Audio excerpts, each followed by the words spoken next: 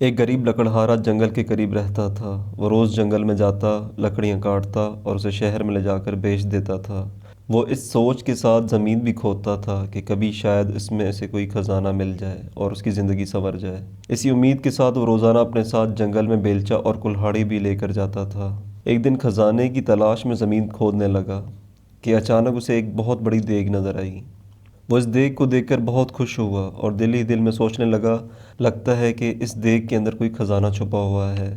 जभी तो इसे किसी ने जंगल में दरख्त के पास ज़मीन खोद कर दबाया हुआ है। वो खुशी खुशी देग की तरफ बढ़ा ताकि इसके अंदर हाथ डालकर खजाने को देख सके।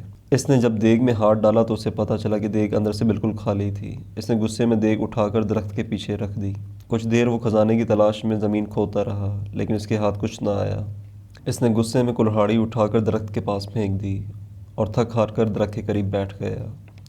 अचानक उसकी नज़र देग पर पड़ी। इसने देखा कि वो कुल्हाड़ी इस देग में जा गिरी थी और अब देग में 100 कुल्हाड़ियाँ मौजूद थीं। वो उन कुल्हाड़ियों को देखकर बहुत हैरान हुआ। साथ ही उसे ये भी समझ आ गया कि ये देग कोई आम सी देग नहीं है, बल्कि ये कोई जादुई देग है। जभी तो उसकी एक कुल्हाड़ी 100 में तब्दील हो चुकी थी।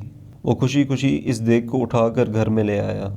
लकड़हारे ने इस देग को एक कमरे में छुपा दिया।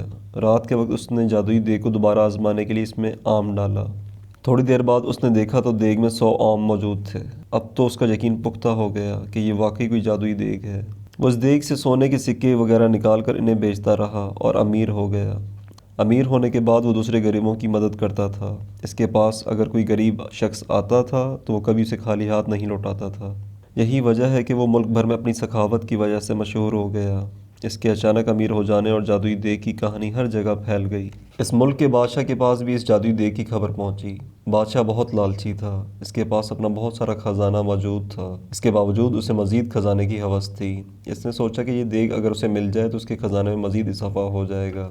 इस सोच के साथ बादशाह ने हुक्म दिया कि लकड़हारे और उसकी देग को महल में लाया जाए। खादिम गए और बादशाह के हुक्म की तकमील की और लकड़हारे को देग समेत पकड़कर महल में ले आए।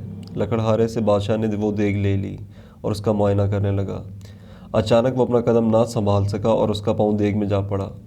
अब जादुई देग की वजह से 100 बादशाह निकल आए। एक जैसे 100 बादशाह में एक असली बादशाह था, बाकी जादुई थे।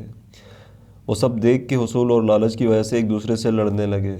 यूँ सब ने एक दूसरे को जादुई देग के लालच में कत्ल कर दिया। यूँ लालच की वजह से असल बादशाह खुद भी जिंदा ना रहा। लकड़हारे ने खामोशी से अपनी जादुई देग उठाई और उसे लेकर अपने घर चल दिया। लालच करना बुरी बात होती है। अगर किसी के पास आपसे ज़्यादा अच्छी चीज़ मौजूद हो तो आप उसे हसद ना करें, बल्कि जो कुछ आपके पास मौजूद है उस पर अल्लाह ताला का शुक्र अदा करें।